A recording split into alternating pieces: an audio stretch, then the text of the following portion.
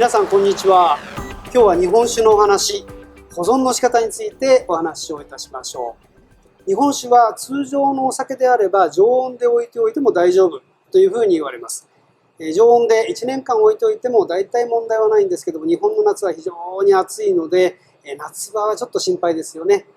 冬の間は暖房の効いていないお部屋などに置いておいていただくか、春と秋でしたら気候もいいのでそんなに心配しなくてもいいんですけども、夏場になるとさすがにお酒は暑いところに置かれると疲れてきてしまうのでちょっと難しいですよね、保存は。そうした時には冷蔵庫に入れておくっていうのが一番いいんじゃないかというふうに思います。冷蔵庫は長期間の保存にはあんまり向いてないんですが、実は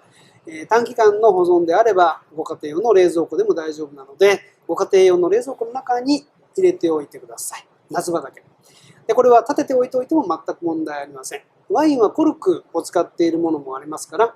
というか、最近はスクリューキャップも多くなってきたのでそういったものもありますから、コルクの場合は横に寝かしたと言われますが、短期間であればワインでも立てておいても全然問題ありません。そのように日本酒の場合はコルクではなくて大体はスクリューキャップなので、そのまま立ててドアポケットにでも、それから奥の方に置いといていただいても、野菜室に置いといていただいてもいいんですが、そのような短期間であればその冷蔵庫の中でも OK なんですけれども、長期間ということになりますとあまり冷蔵庫っていうのは良くないですね。というのは、他にもお肉とかお魚とかお野菜とかいろいろなものの香りがお酒の中に移ってしまう可能性もありますでしょうし、開け閉めが激しい冷蔵庫というのは温度変化が激しすぎてあまりこれはお勧めできません。そうなると、じゃあどうすればいいかというと、日本酒は暗くて冷たいところが好きなので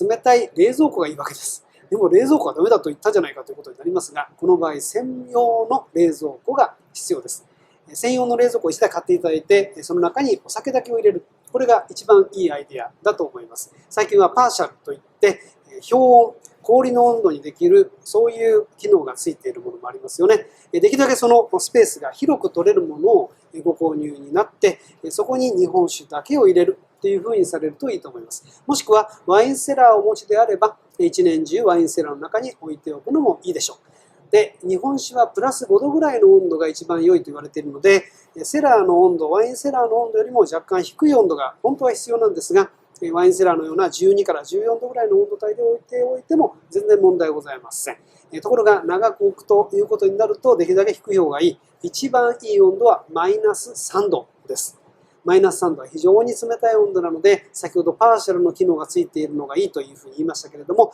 それは実はマイナス3度が日本酒の長期熟成には最適な温度帯だからというわけです。